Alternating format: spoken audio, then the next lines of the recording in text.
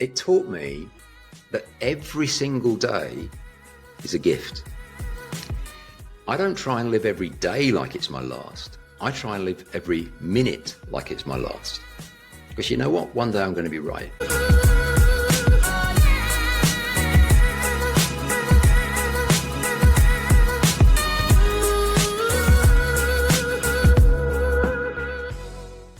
Welcome to the Montclair podcast. Today we have Paul Smith.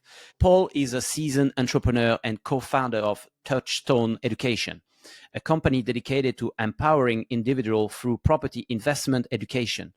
Paul has a rich background spanning from the beverage industry and digital media to now running this education company. Paul has built a multi-million pound property portfolio and is recognized as one of the UK leading wealth creation educator. He is also a best-selling author and a Guinness World Record holder. Paul now resides in Monaco and is spending an hour and a half almost with us today. And we get to understand where Paul grew up, his background, and how he built his portfolio of companies, what he does today, and what is the path that he's going to take to become a billionaire. So super interesting episode with Paul Smith. Let's get into it. Welcome to the Montclair podcast. Today we have Paul Smith. Paul, how are you? I am wonderful. Thank you, Chris. And thank you so much for having me. It's a pleasure. I also want to say thank you because, I'm sure you're busy. My number one calling is to try and make as many other people in the world wealthy, because I think everyone can be wealthy. Controversial statement. Yeah. But that's what I do. So, Paul, can you briefly summarize who you are, where you grew up, and what you've done professionally or personally? Because I think there's quite a few interesting facts about you. My pleasure. So, as you've already said, my name is Paul Smith. I'm half English, I'm half Irish, but Smith is the most common English surname, and Paul, when I was born, was the most common boy's name. So in my primary school class, Chris, there were 3 Paul Smiths in one class. So from a very early age, I was called the Paul Smith, and the other 2 poor boys had to be called by their second name. So how weird is that? So not a lot of people know that, but I just thought I'd share that. Spent a year in hospital at the age of 14. Happy to come back to that if you want or not. Yeah. No, I do because I feel like it's part of your journey as well. Yeah, a huge part. I left home at the age of 17 with £170. So let's call it €200 in today's money. Or €50, depends how you look at it. Yeah. Well, I left home so long ago, there weren't any euros. Exactly. So, yeah. It was 500 francs, let's say. Yeah. So I promised myself and my parents and everyone around me that before the age of 18, I would buy my first property. Everyone thought I was mad, but I did. And really my life changed because of that one decision. I've been in property, I'm 60 years old now, so I've been in property for 43 years and I've never looked back. And I do lots of other things now, but all of the other things I do are because of that wealth that I managed to accumulate in property. And my core message to anyone and everyone that's listening is everything is possible. Absolutely everything is possible. You just have to have the courage to follow your dreams. And a great way to get the money together to help you to do whatever it is you want to do is property. That's it. Simple as that. Yeah. Do you wanna tell us a little bit about what you're doing today, because it's directly linked to property and investment, I believe. Yeah. So I normally say to people, you only really discover what it is that you were born to do when you don't have to do anything. So just to explain what I mean there, most people work because they have to. Mm-hmm. Most people, just think about the language we use. Why are you doing that? Well, I have to. Well, if you have to, it doesn't mean you want to, does it? So the place I know best, because I've spent so many years there, is the United Kingdom. But this will be similar for most European countries, if not the world. 85% of people don't like their job, don't like their boss, don't think they get paid enough. And I've got a simple expression, it's 40, 40, 40. Most people spend 40 hours a week for 40 years of their life doing something they don't want to do, so they can retire on 40% of what they couldn't afford to live on in the first place. And that's most people's lives. And what I discovered when I got to the point that I had enough money that I didn't have to do anything is that my calling, my reason for existence is to help other people realize that they can become wealthy too. And maybe it's just worth dwelling for a second, Chris, on the difference between being rich and being wealthy. Yeah, this is something I wanted to touch on because it really resonated with me, and I realized this. I don't know if you know, but I used to work on yachts because I was a chef by trade. I worked in Michelin star restaurant. I did, many years, and I was attracted to the yachting industry, and this is what I've done for the past 17 years of my chef's career. Okay, and I was attracted to this for the money. And I was chasing the numbers on the paycheck, and I realized that at the end I left. I actually reached the level that I wanted, that I was aiming for 15 years back. And I reached that level and I left and I gave that away just to be able to be free and to be home with my daughter. And I am now, aiming at different things than money. And I really understand what you're saying by, money is not wealth. It's two different things. No, beautiful. And well done you. And an example that I normally use, because so many people know about soccer and professional footballers, and many people will know about the Premier League in the UK. So let's say that you play for Chelsea or Arsenal or, one of the big teams, Liverpool, someone like that. These days, it's not unusual for a player to earn perhaps £500,000 a week. So that's like £26 million a year. Or if we round it up to euros, maybe 30 million euros a year, something like that. Okay, you've got to be really good, but it's not unusual if you're really good to earn that kind of money. And probably more with sponsorship and whatever. But if you then say that a Premier League footballer at the top of their game has got maybe 10 years, that means over those 10 years, they've earned something like 300 million or 1/3 of a billion. I mean, this is like the GDP of a country. That's not a salary. That's insane. But very often they're not rich. They're not wealthy. They're rich. Because the shocking statistic is this. If you're a Premier League footballer, within 1 year of finishing playing, 40% of them are bankrupt. Wow. Not hard up, not finding it difficult to live the life they used to live, but they're bankrupt. They've got no money. They've got their house taken away. They get divorced. They become alcoholics because they don't know how to handle money. Yeah. So rich for me is a temporary state where you exchange your life for money. And that's just a different form of slavery. So I don't know if you've ever heard the expression that a salary or a wage check is something they give you to forget your dreams. It's like it's like an anesthetic for your ambition. That hurts. It does, doesn't it? And wealthy, on the other hand, is you're not selling your life for money. What you're doing is something you love. And to be truly wealthy, where you don't have to do anything, you have to have some assets. In my case, originally it was houses or factories or just property, offices, so commercial property, residential property, where you've done the work to get the asset and it then pays you for doing nothing. So a wealthy person is someone that receives money in exchange for none of their time. Yeah. And when you are wealthy, then you can do whatever you want. And someone's level of wealth, someone's income could be incredibly low by many standards. But if they're happy with that, they've achieved wealth. Because there was that terrible news of Myanmar and Thailand with the earthquakes today. Yeah. And one of the buildings that collapsed was a big temple with a lot of monks in it. Yeah. Now, you don't have to have a lot of money to be a monk, but you don't do that because someone's paying you for it, do you?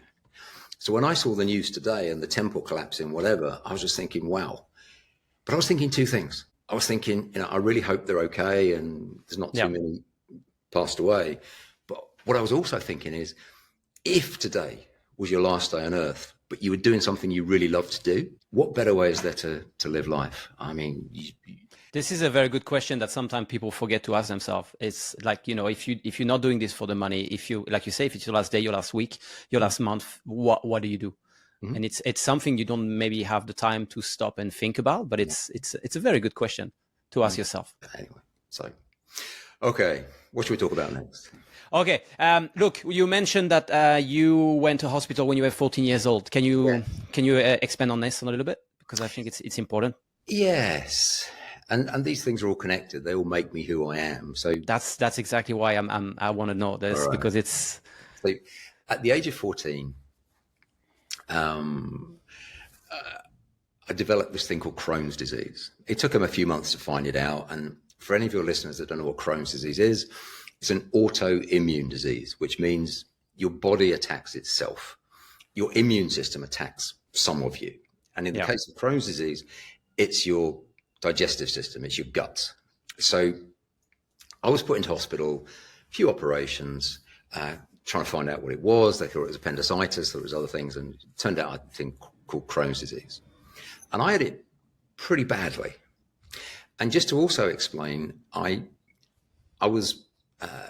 grew very fast. By the time I was 11, I was 6 foot tall.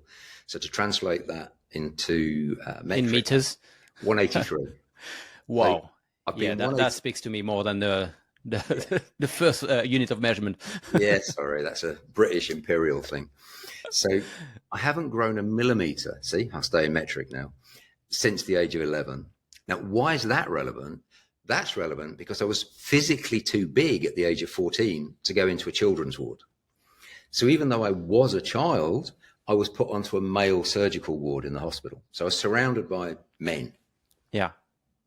As a 14-year-old who was confused, who was in quite a lot of pain. And during that year, during my 14th year, I was actually in hospital for nearly 15 months, so just over a year. Wow. I had many, many operations. And I'm not going to get gruesome, but the thing called resections. So they just take a piece of your bowel out and stitch the two ends together. Yeah. But unfortunately, hygiene then, because I'm talking 46 years ago now, wasn't what it is now. Jesus, I'm getting old. That's nearly half a century. I know. So I developed things like, not on purpose, obviously accidentally as a result of the surgery, things like gangrene. So I had some operations to fix that were life-threatening. And I'm not particularly religious, but I was brought up as a Catholic. And I was told at one stage that I wasn't going to survive the operation and I needed to say goodbye to everybody, to my parents, to my brothers, my sisters, and whatever. And if you're a very, very unwell Catholic, the priest comes and he gives you the last rites before you die. Mm-hmm. So I had the last rites when I was 14. So, and thankfully, doctors and priests can be wrong because I'm still here. But they can. So that's a good thing sometimes. But what did that teach me, Chris? It taught me that every single day is a gift. I don't try and live every day like it's my last. I try and live every minute like it's my last. Because you know what? One day I'm going to be right. Yeah. And what was that fantastic film about the bucket list? The two American actors that had the bucket list and they had terminal cancer and they want to do all the things on their bucket list before they died. Maybe the bucket list. Could be the bucket list. So one of the things I encourage people to do is write their bucket list now and start doing the things they want to do now. Because how do you know you're going to wake up tomorrow? How do you know that you're going to be able to do something next year? So whatever it is that's on your bucket list, get it written down and get it done, is my advice. And a huge part of that came from that experience when I was 14, because I didn't think I was going to make 15. And every year between 14, 15, 16, 17, having said I'm not particularly religious, I would literally pray to God and say, I just want to ask one thing this year. It's I get another birthday. That's all I used to ask for. And then my job was to make the most of that time that I was given. And so some people say, why are you in such a hurry all the time? Why do you never stop? You're 60 for goodness sake. Why don't you just retire? No, I'm not going to retire. My retirement plan is very simple. It's called death. So I'm sorry to be morbid, but at some point I'm not going to be able to do the things I do. And so crazily, even though I've had Crohn's disease for 46 years, I'm on no medication, I'm under no treatment, I've got no therapies. Diet? Any special diet or? Nothing. I'm a medical mystery. And one of my doctors last year, he said to me, because I still do go for checkups just to make sure I'm not falling to bits. Yeah. And he said, Paul, I've got 5 other patients, very similar age to you, similar conditions, similar disease. All 5 of them are on permanent bed rest. You, on the other hand, despite the fact you've got the same blood tests, you've got the same, all of your tests, all of your blood chemistry, everything is the same. It tells me you've got the same problems as them. You're running around the world like a crazy guy doing mad stuff, and they can't even get out of bed. And for many, many years now, I have known for a fact that most of what we do has got nothing to do with our physical body and everything to do with our mindset. I was just going to say that the mind is a powerful tool. It's massive. And so part of my calling is to try and share that and to try and make as many people aware of it as possible, because Nelson Mandela said this, didn't he? He said that everything is impossible until someone does it. Yeah. And if you think back to, I don't know what your reference point would be, but for me, Roger Bannister ran the 4-minute mile. He was so everyone thought it wasn't possible to run 1 mile in 4 minutes.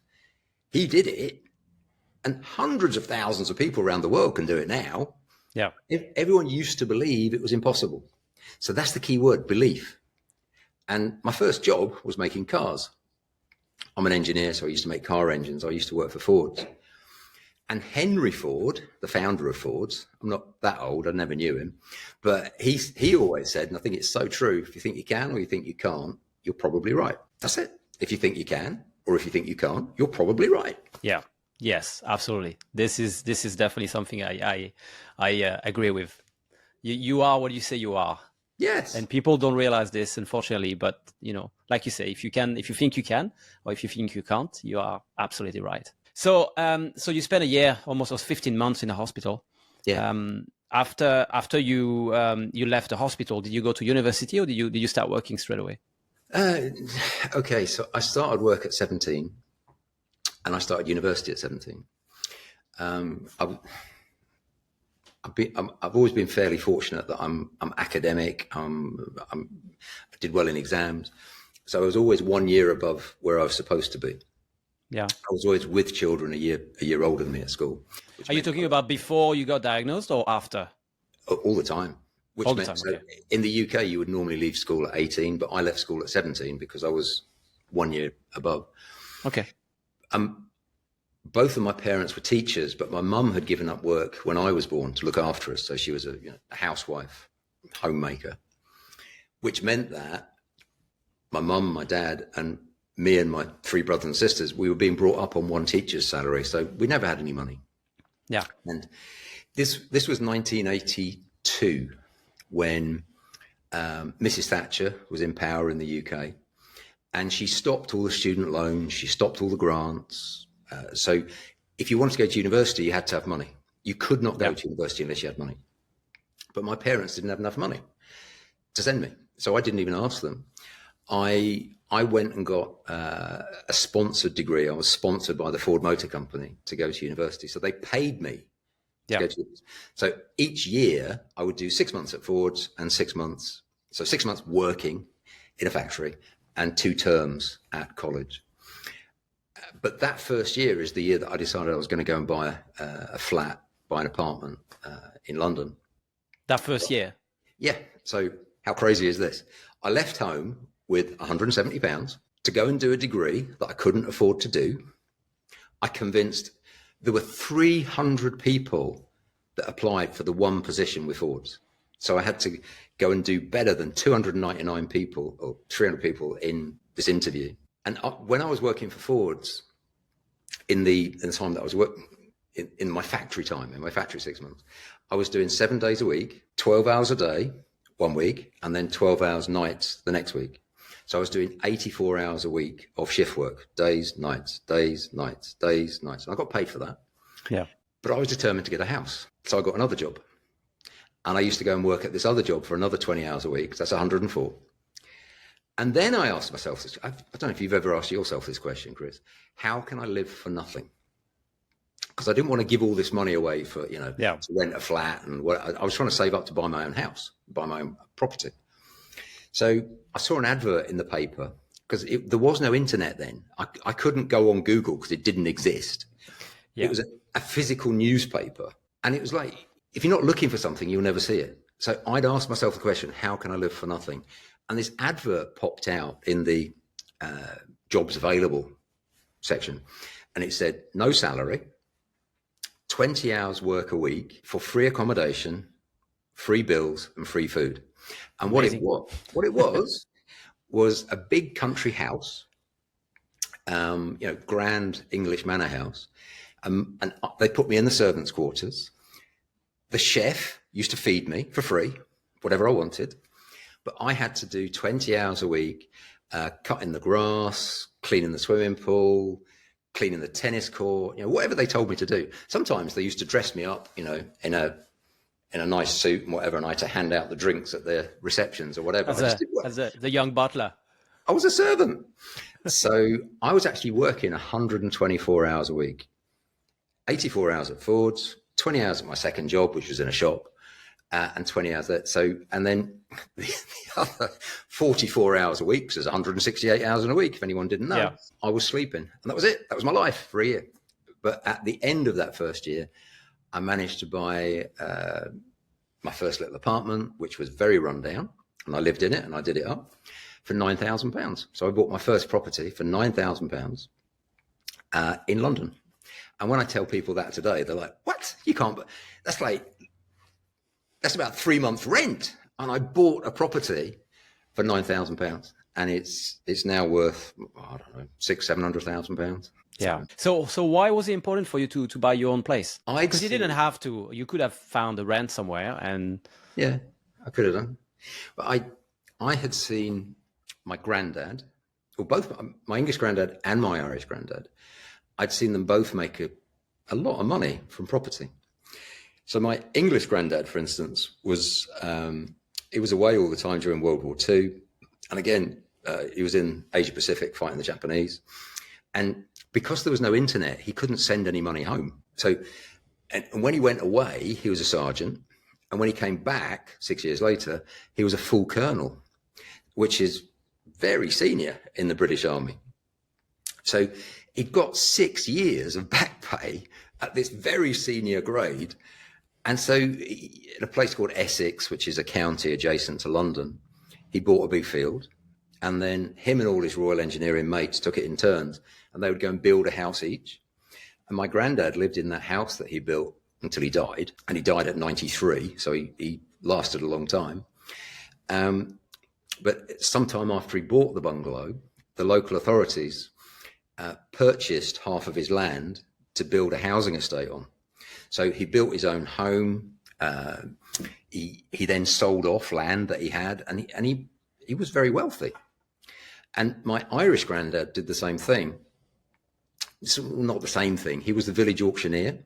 So my Irish granddad, by the time he passed away, had 2 pubs, a petrol station, a pig farm, a stud farm, a horse breeding farm, mountain. Both of those guys, both my granddads, got to be wealthy by most people's, I mean, maybe not Monaco wealthy, but wealthy by most people's standards. And then I saw what happened with the next generation. That wealth was then passed down to the next generation, so to my parents' generation. Now, my mum is one of 9.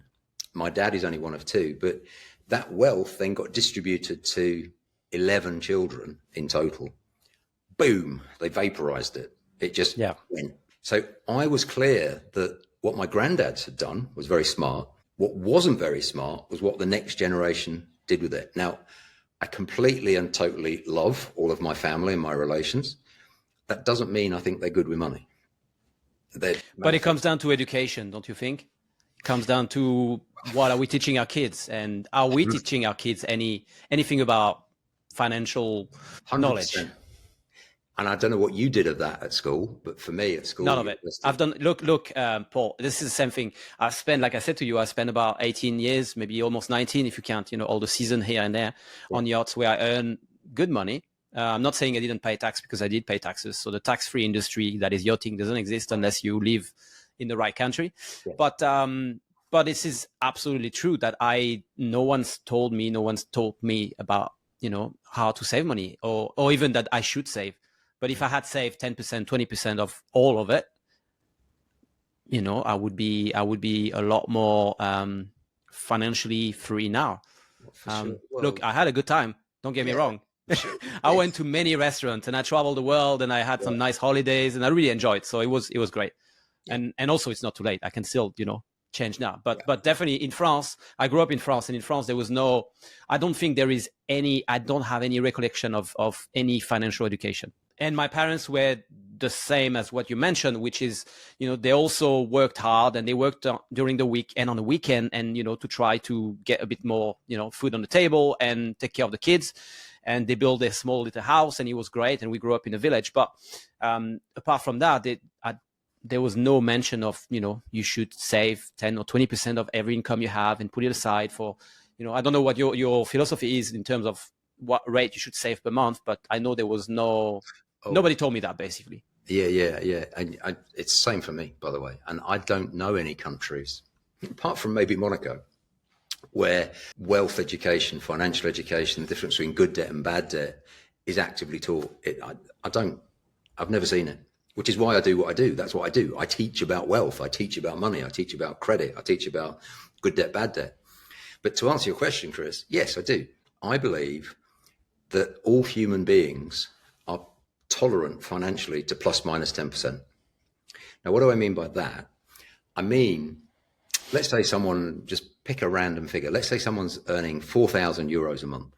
If somebody needs to, they can adjust that, and almost everybody will live their lifestyle to 4,000 euros a month. Yeah, 100%. The right car, the right restaurants, the right social life, the right apartment, whatever. They'll just spend the money they've got. I believe all of us, to begin with, should save 10% a month.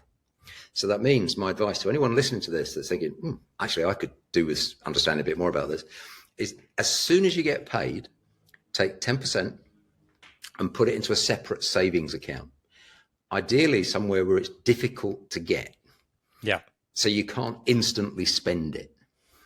And don't wait until the end of the month and say, I'll just live my life. I'll just do what I need to. And I'll save. No, you won't. You'll turn it into pizzas or handbags or shoes or whatever it is. It's a good advice. Make sure it comes out first on top. As soon as you get the money in. And try and put it into something that's difficult. So many people say to me, well, if I can't go and buy a house, because no one can buy a house with 10% of their monthly salary. I'd say put it in something like gold. So just buy gold, because if you've got it in a gold account, you can't just spend it. It takes days to get it back. And then, so that's number one. Number two, every 3 months, increase the amount that you're saving by another 10% every 3 months. So in my example, someone's earning 4,000, they save 400. After 3 months, they've got to up that to 440. After another 3 months, they've got to up that to 484. And the reason I say 10% and then increase it by 10% every 3 months is that human beings are adaptable. And what people will do is either reduce their spending or increase their earnings, one of the two, or both, maybe a bit of both. Keep doing that until you've got 6 months living expenses in the bank. This is my golden rule. And I'll go off and then I'll come back again if it's okay with you. Yeah, of course. I believe money is like oxygen. Until I said oxygen, were you even thinking, Chris, of is there enough oxygen in that studio, or are you going to asphyxiate and you're going to die because there's no oxygen? Of course, you didn't even think about it, did you? But if you were trapped underground and the water was coming up and there was just a limited amount of oxygen, you wouldn't think about anything else except oxygen, would you? It's the only thing in the world if there isn't enough of it. And money is like oxygen in the sense that you're always stressed by it, you're always thinking about it, you're always consumed by it if you don't have enough of it. As soon as you've got plenty, which for me is 6 months living expenses. So, for this example, let's say it was costing somebody 3,000 euros a month to live. Their world will change when they've got 18,000 euros of savings, because They will think more clearly. They won't be stressed by money. You literally see them. They stand up straighter, the shoulders go back, and their horizon shifts. They're not looking down here. Have I got enough money for today? They're looking out there. What's next? And they're not worried about doing some crazy trade on cryptocurrency or something where, or buying a lottery ticket for the Euro Millions or whatever, because, this is going to save me. No, I don't need that. I've got a long-term plan. And when you've got 6 months savings, you should learn to invest, in my view. So you think you should invest your 6 months saving, or you should keep that as your safe reserve and then invest the next monthly saving? Yeah. Because you've now earned the right to invest. But you still need that. You still need that safety money. You still need that war chest in case something goes wrong. Because stuff does go wrong in people's lives, and that's what it's for. There was a study in the UK 2 years ago now, and the government asked people, how much emergency money have you got? And the lowest level was £100, so 120 euros. Let's say 100 euros. Yeah, 100 euros, same thing. It doesn't matter. I think it's 25%. 1 in 4 in the UK could not come up with 100 euros if their life depended on it. Couldn't do it. Impossible. Couldn't do it. The number one cause of death in the world, bar nothing, is stress. Stress causes heart attacks. It causes every kind of psychological disorder. It causes blood pressure. And the number one cause of stress is money, or more specifically, lack of money. Yeah. So get a 6 month buffer in the bank. You'll have it. You'll live longer. In fact, I did a video. I remember exactly where I was. I was at the Villa Ufrusi on Cap Ferrat. And again, the UK government had just published a document that said for the lowest demographic, their life expectancy was shortened, lowest financial demographic, the life expectancy was shortened by 33 years. This is crazy. And there's there's a very, very poignant and powerful example of that. I lived for almost 20 years in Scotland, and the city in the UK with the lowest life expectancy is Glasgow. If you're a male, your life expectancy is 55. And I lived 30 miles outside of Glasgow in a very affluent village on the sea. So me, the Atlantic, Canada is the next thing, 3,000 miles away. Beautiful. And almost metronomically, every mile you went out of Glasgow on the railway track, life expectancy went up by 1 year. And in my village, average life expectancy was 90 years old. Wow. And that's the difference money makes. Monaco has the highest life expectancy in the world. Full stop. Yeah. It's the difference money makes. And part of that is about you can afford the best medical care, but it's mainly not that. That might extend your life by a few months or a few weeks or something. It's mainly the fact that people here can afford to eat properly. So they've got, I call it the 3 C's. And I know you'll approve of at least one of them as a chef. It's the climate, it's the culture, and it's the cuisine. All 3. I approve all 3. But the only reason that people here can enjoy those things is because they got money. Yeah. And yeah. So now, Paul, you talking about money and investment. So you have your own business, and you basically teaching people how to invest and how to become financially free. Yeah.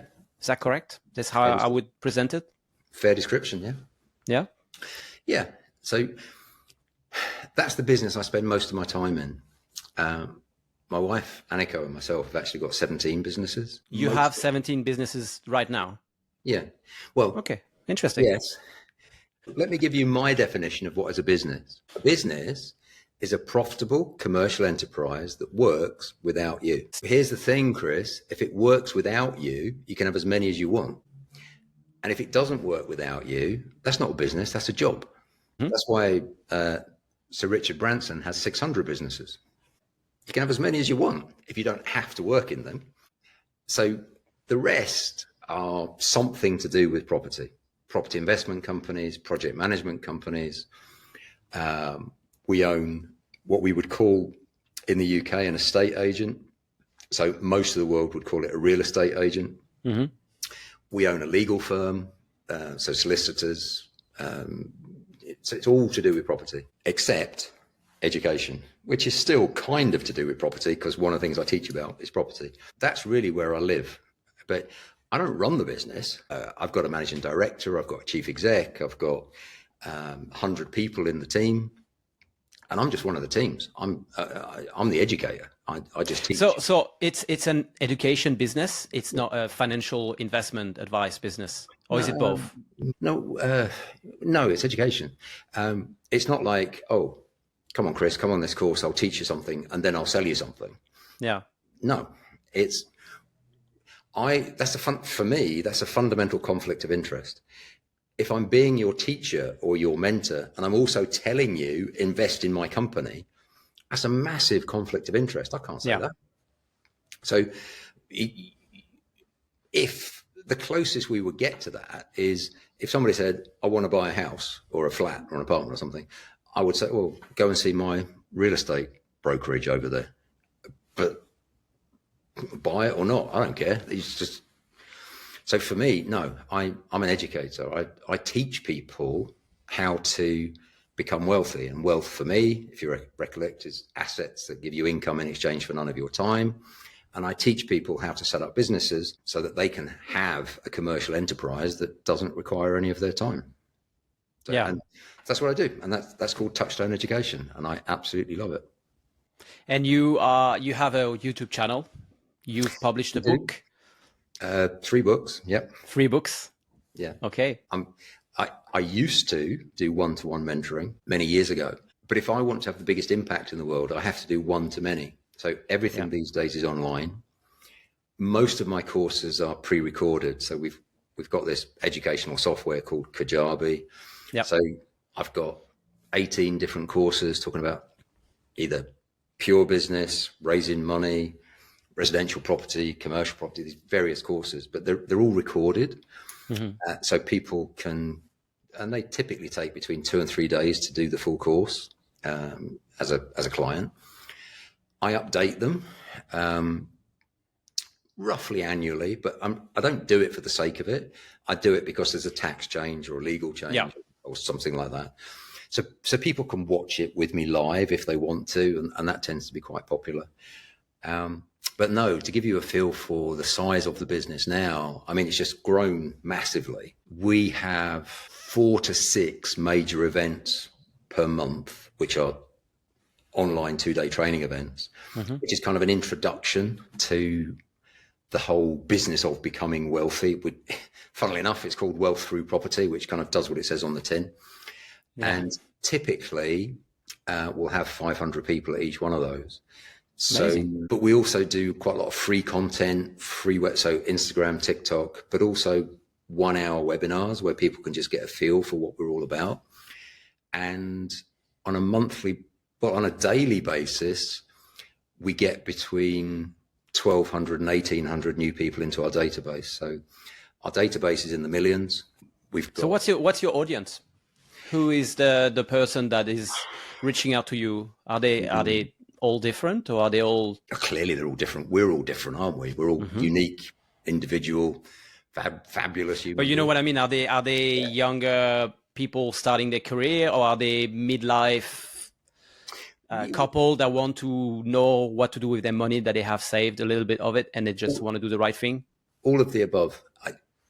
If I put the major clusters, so yes, we've got teenagers, 12-year-olds at the one extreme, through to people in their late 80s at the other extreme, that have actually become, full-time clients.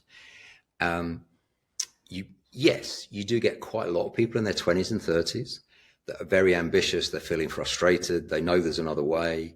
They hate the idea of doing the job that they're doing until they're 65, 70 and they just die, so that's one bunch of people. Quite a few people in their 30s and 40s. And then I would say a big bulge of people in their 50s to early 60s that are thinking, I've done my career. I still haven't got any money. What am I going to do for the next 40 years? And I can see my kids are struggling with, the cost to live in and whatever. I really need to change my life so that I can help the people around me. So I suppose if you're going to identify 2 clusters, it would be maybe 25 to 35 with lots of ambition, lots of energy, a desire to be different. And then let's say 50 to 65 who are approaching the end of their career and they're saying, well, and typically they've done okay. They probably own their own house. They probably haven't got any investment property. They probably don't have any other investments. And sorry, I couldn't tell you for France, I don't know, but I do know for the UK that the average person, as they approach retirement, gets a state pension of £18,000 if they're a couple. And on top of that, they've got a private pension, which is typically £3,000 or £4,000 a year. So if you put the two together, it's not much. It's somewhere between 25 and 30,000 euros for a couple. And I know well enough, because I've been down here in the south of France for almost 5 years now, I can live far more cheaply in the south of France than I could live in the UK. So if you're sat listening to this in the south, well, anywhere in France or mainland Europe, Europe is cheaper than the UK. Yeah. And this is why there is a lot of expat or people that move from the UK to Portugal, to Spain, to, like you say, France. Yeah. Which makes sense. Why not? Well, of course. But it's harder now because some clever people decided on this thing called Brexit, which wasn't very smart, but whatever. But my lovely mother made that not an issue for me because she's Irish. So I've got a British passport and an Irish passport. So great. I'm British and European, which I'm delighted about. Yeah. Hey, Paul, I wanted to, you mentioned something about the first place you bought, the first house or apartment. Was it a house or an apartment? It was an apartment. Specifically, it was a house that had been split into two apartments. So I bought the top flat, the top apartment. Penthouse. No. The £9,000 penthouse. No, but look, my question was, Paul, do you feel like today, because this was a way for one of the few past generations to become wealthy was to buy property. Mm-hmm. Do you feel like today millennials have the same opportunity? I actually think it's easier, a lot easier.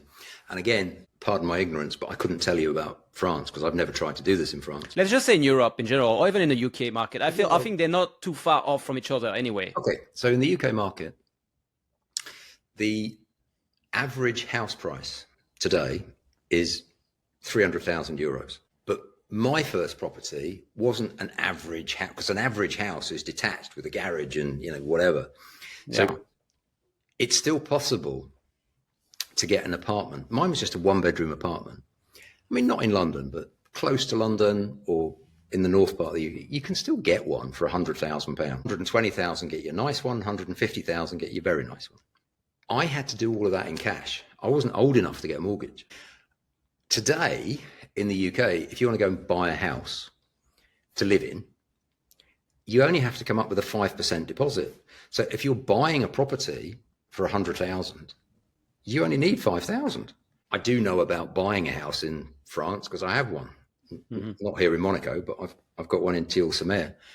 And so my notary fees and all of the taxes and everything cost me about 8% on that one. But in the UK, as a first-time buyer, if your property is less than 300,000, your taxes and fees are zero.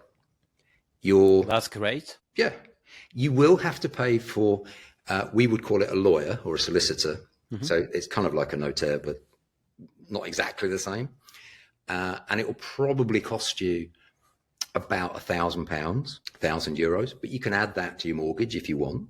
So in the UK, if you've got 5, 6, 7, £8,000, you can go and buy a house or buy an apartment.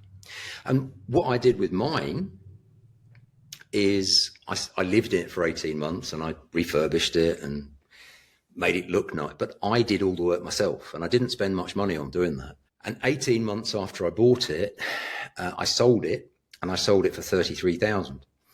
So I made 23,000 profit. And again, in the UK, if you do that, no tax of any kind. There's no tax if you sell where you live. Now, I know there is in France and many other countries, unless you live there for 20 years or whatever. But in the UK, if you live there for one day, there's no tax. You can just So a great strategy in the UK is to buy a house, live in it, do it up and sell it. And I did that 4 times in my early 20s. And you can imagine if you just put all that money into the next house, do it up, sell it for even more, do it again, do it again. So by the time I was 28, as well as having properties, I was a cash millionaire just by doing that. So can you do that in the UK today? Yes. Can you do that if you're not in the UK? Yes. Because if you lived in Berlin, for example, Berlin property prices very high, also have rent controls, so not the best place to invest in property. But if you're a young German, can you set up a UK company? And by the way, it costs £50. So you could do it tomorrow, Chris, online, £50, 60 euros. You're now the proud owner of a UK company. It can now go, not you, it. So you could be 100% owner of it. It can now go buy properties and get mortgages in the UK.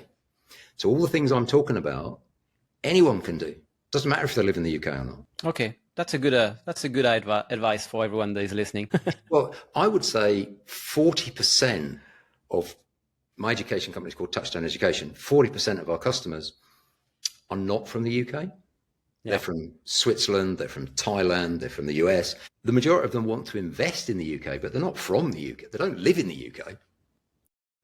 Scandinavia, it's almost impossible to do property investment in Scandinavia. You've got so much public control, you've got so much public housing. It is seriously difficult to buy property in Scandinavia unless you want to live in it. Yeah. So Swedes, Norwegians, Finns, they're all investing in the UK because they can't do it where they live. Danes as well. Yeah, it is. But you're right. I understand what you're saying. I understand that there is still a way to do it. It may be you might not find as cheaper of properties as there was back in the days, but there is a way. And as long as you get a mortgage, I guess you can access it. It's all relative as well, Chris, because property prices have gone up a lot, but so have wages.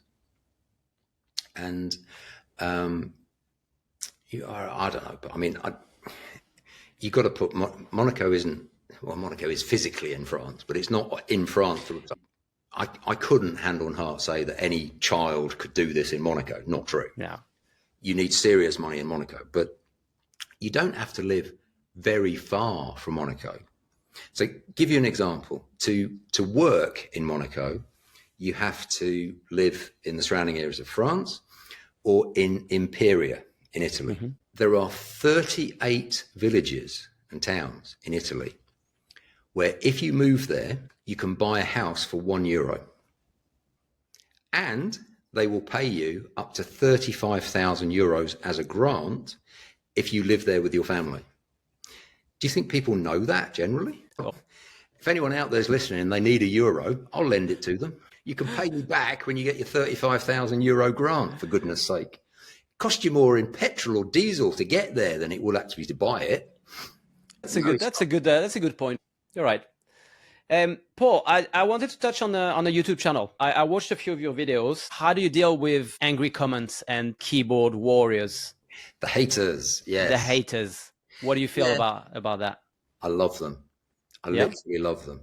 I didn't always do this, but I recognize that it's not about me, it's about them. They're having 100%.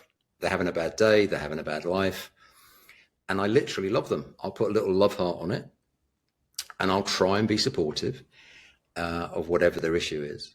I don't know who it was. Somebody much cleverer than me said it was actually a French philosopher. It was actually a French revolutionary philosopher. There was never a statue erected to a critic. Was it Voltaire? Let's say it was him. Maybe.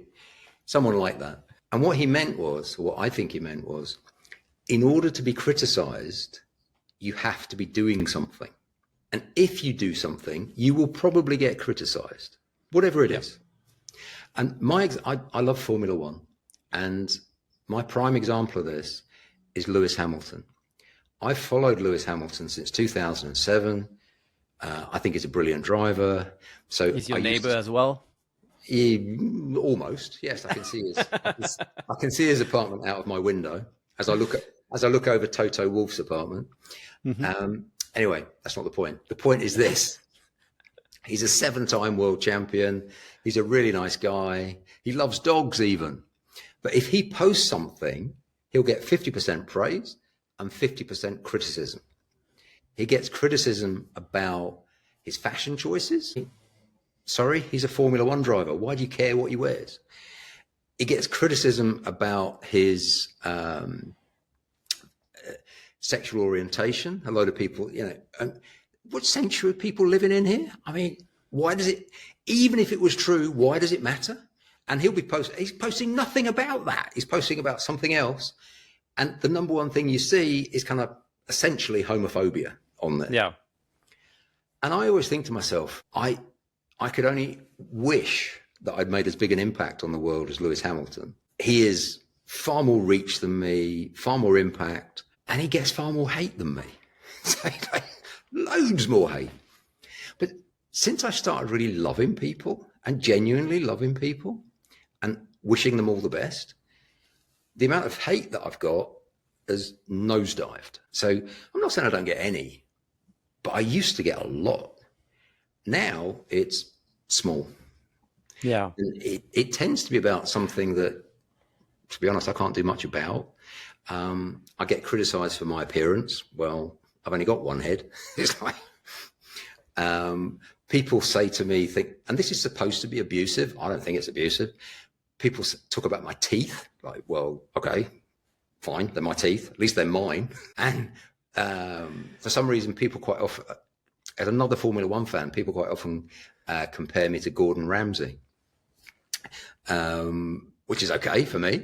But somehow that's supposed to be a term of abuse. And I actually met him last year. I don't know him. I've only met him once at the Austin Grand Prix. And we took some selfies together and we did some cross posting on Instagram. And when I told him that people thought I looked like him, he looked at me and said, "You do." But I mean, why? There are many comments that you could take as abuse, but they're not really meant to be abusive. Yeah. No, but I'm with you when you say that it's often about the person posting. It's not about you. And it's maybe just, their way to express themselves, like you say, bad day, bad time, bad. Well, or it's maybe a misunderstanding. Because the other thing I get, Chris, which is fair enough, I understand it, is back in the UK, there's another Paul Smith. There's thousands, millions of Paul. Well, There's a lot of you. There's a lot of you guys. Hundreds of thousands of Paul Smiths, maybe not millions. But there's another Paul Smith who was also in property, born the same year as me. One of my middle names, my full name is Paul Benedict David Smith. His name is Paul David Smith, same birth year. And he's a crook. He stole hundreds of thousands of pounds from servicemen, military personnel, through a letting agency. So he's kind of also in the property sphere. Yeah. And people are like, "Oh, it's disgrace what you did." And well, it wasn't me. It was the other guy. And here's the difference. I've never been to jail. He's been in jail for 10 years so far. So it's quite difficult to make YouTube and Instagram from prison. But there's not many. I don't know why. No, funny that. So sometimes it's just a genuine mistake. They think I'm someone else. Yeah. But mostly it's they're having a bad day. Yeah. No, I understand. But I think you have the right attitude toward it. Ignore it and send them love and just, like their comment. And that's it. That's what maybe they'll feel better afterward. So Paul, you are, so you're based in Monaco now. Yes. Right. You are, so what steps are you taking toward becoming a billionaire? Or is this your goal? Yes. Unashamedly. Okay. I've got, I don't know loads of billionaires. I know a few billionaires quite well. I would call them friends. And there's one billionaire in particular, a guy called John Caldwell. I don't know if you know who he is. Got quite a large super yacht called Titania. Here he is. This is his book. John Caldwell. Okay. He's worth about 4.5 billion, I think. He's a good friend. He made all his money with mobile phones. He ran the biggest mobile phone distribution shops and repairs and way back in the early 2000s in the UK. It was called Phones for You. Yep. And he sold it. I think it was 2004 for 1.4 billion or something like that. So he's still in business, but his main thing is philanthropy. He and others like him really inspire me. He's joined something called the Giving Pledge. If you join, I don't know if you know what the Giving Pledge is, or if you listen. I know, but you can explain, because I think it's very interesting and it's very important. Yeah, especially if this is something you want to do. I think it's worth talking about. It is what I want to do, and it's why I want to do it. Because you're not allowed to join the Giving Pledge until you're a billionaire. So to get into the club, you got to be a billionaire. And on paper or in cash? I don't think they argue too much. Because do they check? I don't know. I'm going to find out, I hope. Yeah. So you get into the Giving Pledge, and these are all good questions, Chris, that I'll have to address. I'll send you a list of questions when we finish here. Thank you. I was just taking it far more simply. I just want to become a billionaire, and we can worry about the fine details later. Yeah. So you join the Giving Pledge, and it's not a charity. It's a public commitment with people like Warren Buffett, Bill Gates, all these people. They're all in the Giving Pledge. And you publicly commit to give to good causes, charities of your choice, medical research, whatever it is that you want to do, at least 50% of your worth, your net worth. And in John Caldwell's case, he's committed to 70%, which is massive. Because quite often people say to me, when is enough enough? And I say never, because where I want to get to is I want to be giving away 50% plus of my net worth, because I think there's a lot of people in this world that need it. And I'm not a big fan of giving it to government because they waste it.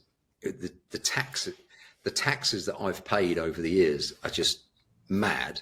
The taxes that my companies continue to pay are crazy. There's a lot of holes in the bucket, before it gets to the people on the bottom. There's not much left. Correct. So I just want to build a massive pile of wealth, and then I want to direct it to people and causes that I believe need it. So I'm part of what John Caldwell calls the Life Changers Circle. And to be part of the Life Changers Circle, you have to give at least $1 million to charities.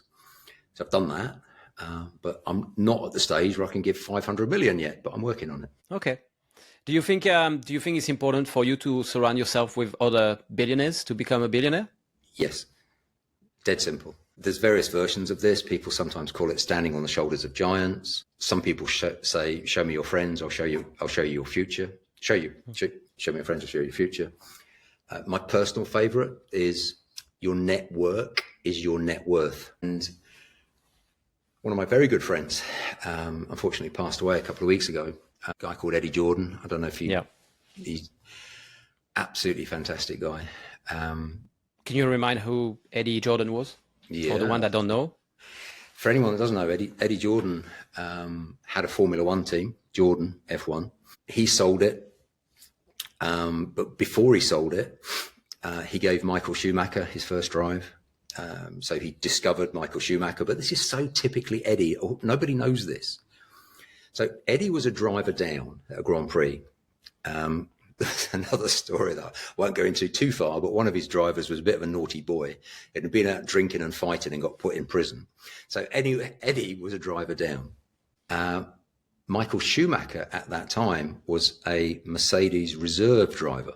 And this is so typically Eddie. Eddie goes to Mercedes because he quite likes Michael Schumacher as a driver and says, I might be able to give Michael a seat for this race. What do you think? And Mercedes said, brilliant. And Eddie said, yeah. He said, and I'll do it for a very reasonable rate. He got Mercedes to pay him $150,000 to allow Michael Schumacher to drive in his first Formula One race. That guy was just a genius. He would get anyone to pay for anything. I've never seen anything like it, but he did it with a cheeky smile. Yeah. So, my goodness. So Formula One, team owner, his Formula One team, Jordan F1, is now, it's passed through a couple of people, but it's now Aston Martin. So the Aston Martin team is what used to be Eddie's team when he first started, Jordan F1. But what a guy. I mean, he would count anyone from Bono. In fact, I just released this evening, Marie, his wife, kindly allowed me to release a eulogy from Eddie's funeral. So I've just released that this evening. But the guy that's done the narration and the music for it is Bono. Wow. From U2. Yeah. And this guy knew princes and kings.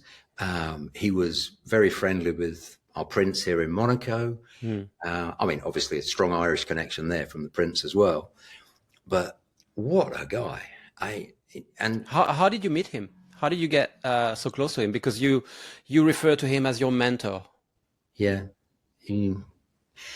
So probably 10 years ago, a guy called Barry Grinham came on one of my property courses and signed up for some mentorship with me and the team. And he was Eddie Jordan's personal trainer. So, and Barry came to know that I love Formula One and I'm an engineer, and I think it's the peak. Yeah, it talks to you. That was the connection, strong connection. Yeah. So I was in Dubai just getting dressed in the morning, getting ready to go to the Abu Dhabi Grand Prix. And my phone went. And I don't know why, because I never answer it. But my phone just rang. And I picked it up, which I just don't do. And this Irish voice says, "It's Eddie Jordan here." I'm like, "Fuck off. Don't be ridiculous. Stop winding me up. Get lost." And he said, No, it's Eddie Jordan. I said, "Well, you do sound like him." I said, "Where'd you get my number from?" And so Eddie Jordan phoned me.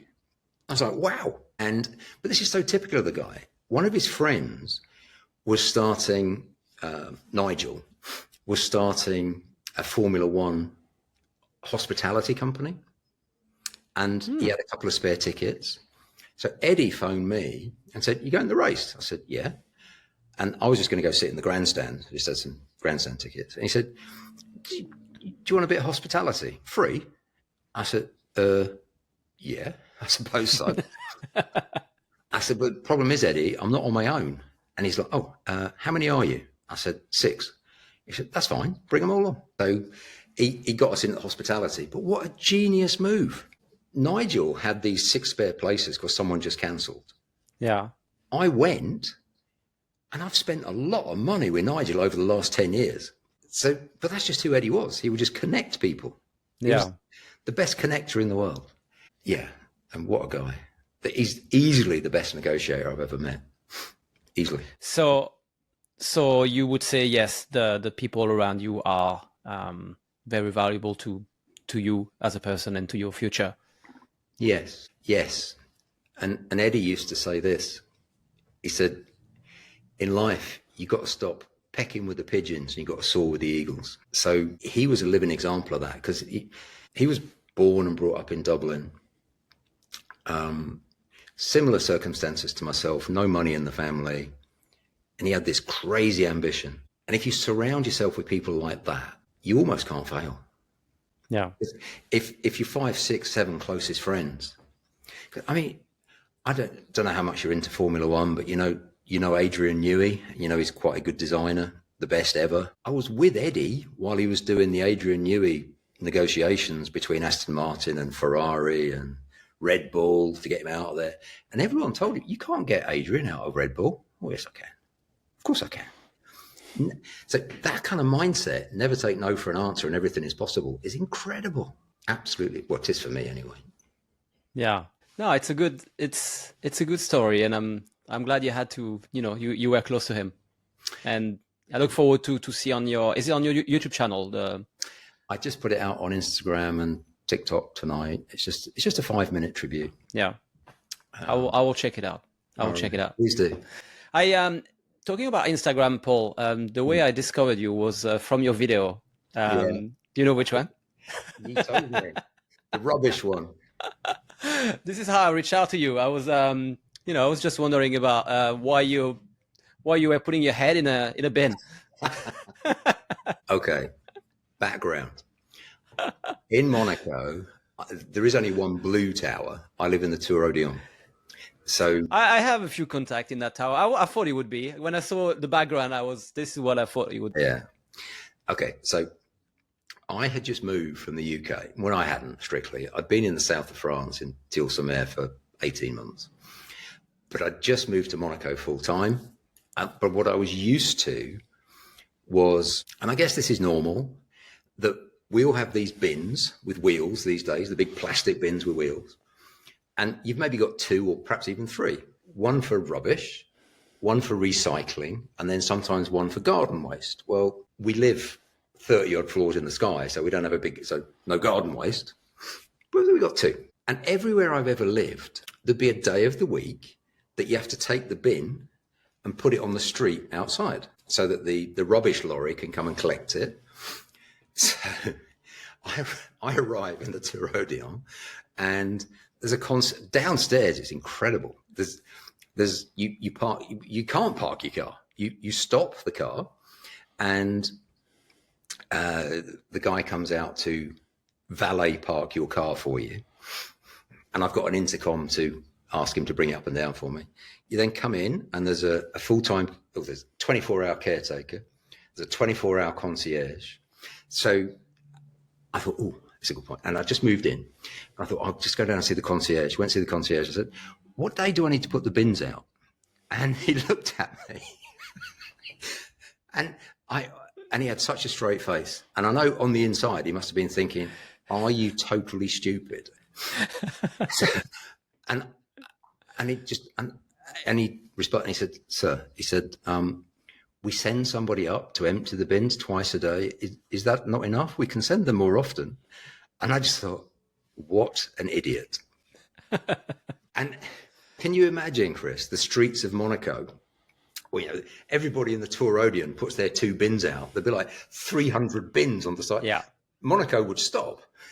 But I hadn't thought about that. I was just, so anyway, that's why I made this video. I thought it was a funny video.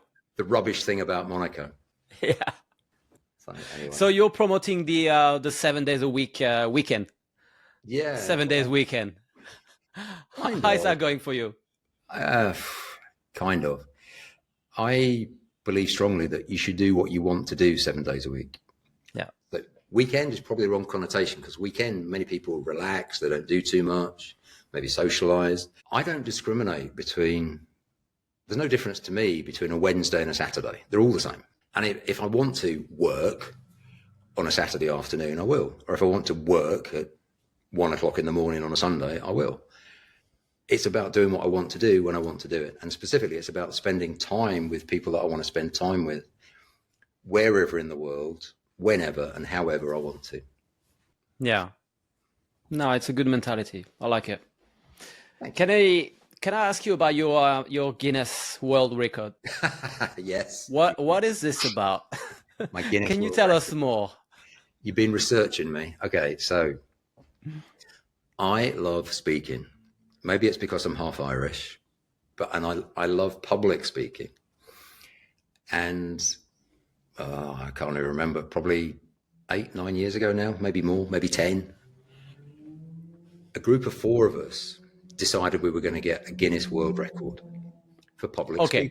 For public speaking. Oh, for public speaking. You were not like, okay, let's get a record of something and then we can see what we can do. No. Nope. You had a goal. We had a goal. So myself and 3 other public speakers got together, and the rules are this: either in the room or online streaming, watching you have to have a minimum of 300 people, 24 hours a day, for as long as you talk. And there are 2 adjudicators there from the Guinness World Record people. And for how long, you said? 6 days. And you're not allowed to repeat yourself. You're not allowed to stop. If you said nothing for more than, I think it was 8 seconds or something, the whole thing was wrecked. And so anyway, we decided that we would do 6-hour shifts each. So the first person 6 hours, the next person 6 hours, the next person. And while the other people were speaking, you could go and sleep or eat or whatever. And we just thought, well, let's see how long we can do this for. So the other 3 had gone first. So I didn't even get on until the record attempt had been going for 18 hours. And as I was walking up to the stage to start, I was thinking really stupid questions in my head. I was thinking, what if I forget how to speak English? Can you speak another language? Yeah, but English is my mother tongue. And then I was thinking, shall I drink water or not? Because if you're speaking a lot, your throat gets dry. But the problem was, if I drank a lot, I wasn't allowed off stage to go and, to the toilet or whatever. Yeah. And so I was just thinking really stupid questions. So anyway, I got up there and I started talking. And for me, when I start public speaking, time just stands still. It's like nothing is happening around me. I'm just in the zone. At the back of the room, the physical room, there's probably about 200 people in the physical room, and there was another 300 watching us online, because I was in the middle of the night at this time. There was these signs getting put up, and it was like 10 minutes to go, 5 minutes to go, 30 minutes over, 1 hour over, 2 hours over, get off. So I was worried. Stop. Yeah, I was worried about, will I be able to do the 6 hours? And I accidentally spoke for 8 hours straight on that first session. It was just... Okay, what did you talk about? And what was the plan? Did you have a plan? Did you have a topic? Yeah. No, we all did. We all did. I was speaking about property investment, Airbnb. It's a lot easier to talk about something you're passionate about, right? Yeah, of course. If somebody had said to me, please give a dissertation on Chinese philosophy, I'd be, But no, you could choose your own subject. So yeah, we spoke for 6 days, and I'm in the Guinness Book. 6 days. How did you keep people in the room at night or even during the day? At guns. That's a good strategy.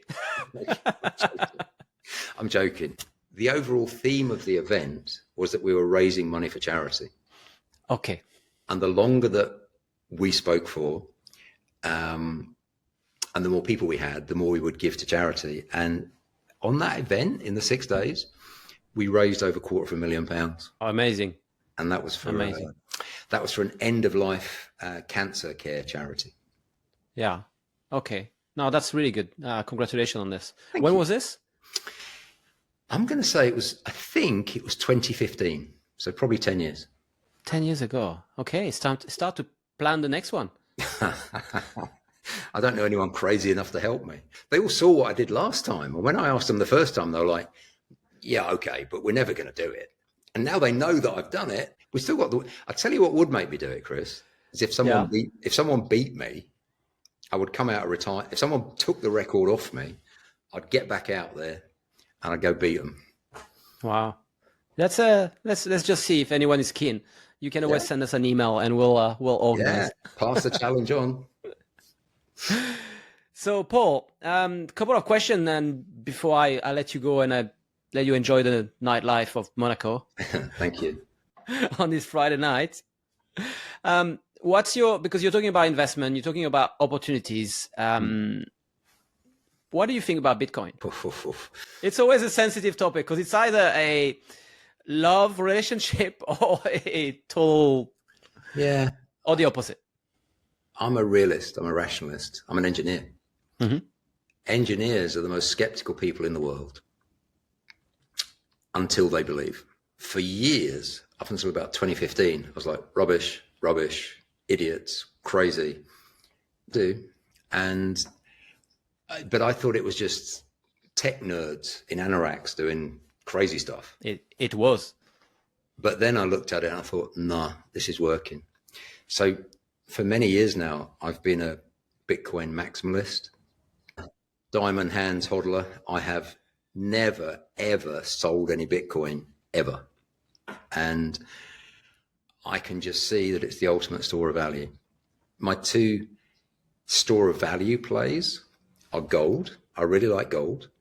And I love Bitcoin. For me, some of the best advice I ever got with Bitcoin was, if you're worried about it going up and down, zoom out. And that's why I don't watch it every day.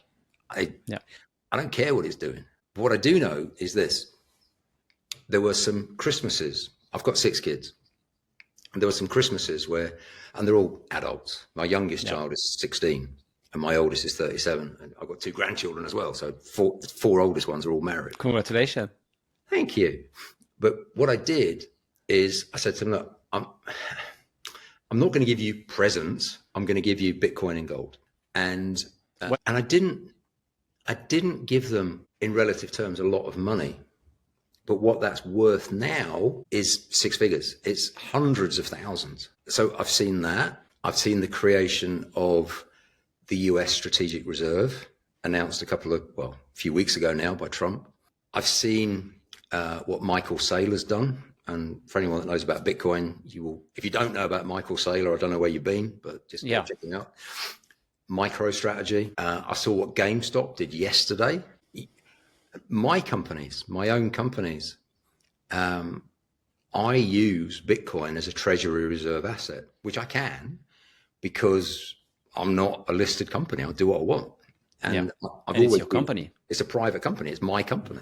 Yeah. So the returns that I've seen from Bitcoin, if I'd known you're going to ask me that question, I could have got the chart out. Roughly speaking, if you go back to 2010, something like 10,000 Bitcoin would have got you a bicycle. Yes. By about 2016, 17, something like that, 10 Bitcoin would get you a car. And today, 5 or 6 Bitcoin would get you a Lamborghini. Or in the UK, one house is 4 or 5 Bitcoin. And if you'd have bought those Bitcoin even in 2015, you asked me earlier, Chris, what's the easiest way? Is it still easy? Yeah. When I did it, there was no bloody Bitcoin. All you have to do now, if you want to buy a house, is buy some Bitcoin. This is exactly why I was asking you, Paul, if there was still any opportunities for millennials to become wealthy with property. And in the back of my head, thinking that potentially Bitcoin is the equivalent of the opportunity today. Well, many years ago now, one of my mentors said this to me. He said, if you've got a poor mindset, I don't mean bad, I mean not much money mindset. Yeah. You ask all questions. Should I do property or should I do Bitcoin? Mm-hmm. If you've got a wealthy mindset, you ask and questions. How can I do property and Bitcoin and gold? So it is far simpler. You can't buy Bitcoin on credit. You can't get a 95% mortgage to buy Bitcoin. You can get a 95% mortgage to buy a house. Buy a house, do it up, sell it, use the profit to buy Bitcoin. That's and. It's not or, it's and. Anybody that's listening to this, you've got even the faintest possibility of saving, because you were asking me about saving earlier on, Chris, and you become a whole coiner. So if you get to the point that you've got one Bitcoin, your life's made. It is, because there isn't enough of them. That's it. They are making more at the moment, but there's a finite limit. Paul, thank you so much for spending this almost hour and a half with us here. Is there anything that you're working on today? Anything you wanna talk about? Anything you're launching soon? Any new book? You said you've written 3. When is number 4 coming out? Maybe a book about Bitcoin? Nearly. The book I'm working on now, many people will know this book, The Art of War by Sun Tzu. Mm-hmm. Many people will know that. Little lessons in military history and military strategy. I love it's one of my big passions. I study military history. I'm actually writing a book called The Art of Wealth, but it's in the style of Sun Tzu. So it's just little paragraphs, but quite a lot of them on the art of becoming wealthy. So he did The Art of War. I'm doing The Art of Wealth. So that's my next book. My next project in a business sense is taking gold and making it like Bitcoin. So imagine that you could buy gold in euros or pounds or whatever, but buy physical gold. But you could then spend it on buying a croissant or buying a coffee and it gets converted instantly real time. So we've got, look at that. Wow, what's going on? You just made a firework. My computer just started doing funny things. It must be a good sign. So at one end of the spectrum, you can buy something to eat. At the other end of the spectrum, you can buy a house or buy a business. Are you talking about tokenizing gold, or what do you have in mind? Almost. Well, done it. It's launched, and this is my next business project that not many people know about. There's an app called Glint. So I've turned my phone off. It doesn't matter. How do you spell it? Glint Pay, Glint Pay. Uh-huh. I'll turn my phone on again. It's probably going to start pinging and wrecking the podcast, but I'll put all the links that you want in the footnote of the video. So Glint Pay, I'll just show you the app. My phone's just coming on. I'll show you the app. But you can put money in any currency onto this app, convert it to gold. So your euros or your pounds or your dollars would become so many grams or kilograms of gold. And then anytime you buy anything, you don't spend money, you swap gold for it. So basically you buying virtual gold and the value of your account. It's real gold. Real gold, but I mean on the app, let's just say on the app, on the front end, on the user end, they would buy gold and the amount of the value that they have would be matched by the gold value. Yeah, so this gold G, I knew that was going to happen. Get off. So it looks like that, just opening up. Yeah. So you can see I've got 24,000 on there at the minute. Yeah. But I don't. That's what it's worth in euros. Yeah. It's actually equivalent to 268.6451 grams of gold. Okay. But more interestingly, if I go in there, you can see that I was recently in, can you see that? I was recently in Switzerland. Switzerland, Qatar. But look, I spent money here in Starbucks, Boca Raton, but I didn't actually spend money. I actually spent where's it gone? 0.1350 grams of gold. And so we've set this up with MasterCard. So, the good old, you can see how battered my card is. Mm-hmm. So it's all, so you can take a physical card into a retailer and just use it, or you can use your phone or your Apple Pay or whatever you want. But you hold money in gold. And, inflation is destroying everybody's money wherever you live in the world. If you'd invested in gold at the beginning of 2024, gold actually went up in value in fiat currency terms by 42%. So if you'd have put 10 grand in, it would have been worth 14,000 before you even had to do anything. So I hold a lot of gold. So is this a saving account because you're talking about spending it? Can be. Or is it both? Well, both.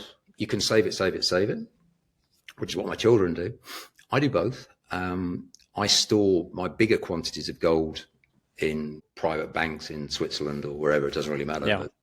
But most people can't do that. I mean, most people can't say, oh, well, buy me another £5 million worth of gold and vault it in Brink's Mat in Switzerland. They can't do that. What I'm passionate about is making gold accessible to everyone like Bitcoin is. And to your Bitcoin point, I exactly mirror it. Every pound I put in Bitcoin, I put a pound in gold. It's 50-50. I mirror everything. But this democratizes gold. It turns gold into real money. And if you travel a lot, like I do, there's no foreign exchange. There's no, I'm going to Switzerland. I need to buy some Swiss francs. You don't need Swiss francs. You just use your gold. So you get no foreign exchange. You don't get ripped off at the airport. When you come back from the airport trip with change it back again, they take 10% off you one way, 10% off you the other way. It's just great if you're into that, but not great if you're a consumer. So that's my next big project. And if it goes the way I think it's going to go, that's one of the ways in which I could become a billionaire. I would love that for you and for your family and for everyone, because obviously if you become a billionaire, then this is the second stage of your financial life, I want to say, and then you can achieve a lot of things. The wealthier I become, the more people I can help. That's it. Simple. Yeah. Paul, thank you so much for spending the time with us today. Thank you, Chris. I really enjoyed learning about your journey and your life, and I feel like we could have another episode at some point to talk more about different projects, or maybe look into your 17 businesses. If you want, just let me know. Happy to come back anytime. Thank you. That would be awesome. Thank you so much, Paul. And I will put all the links to your social media and all your company and all your profiles on a footnote of the episode. Thank you. Appreciate it.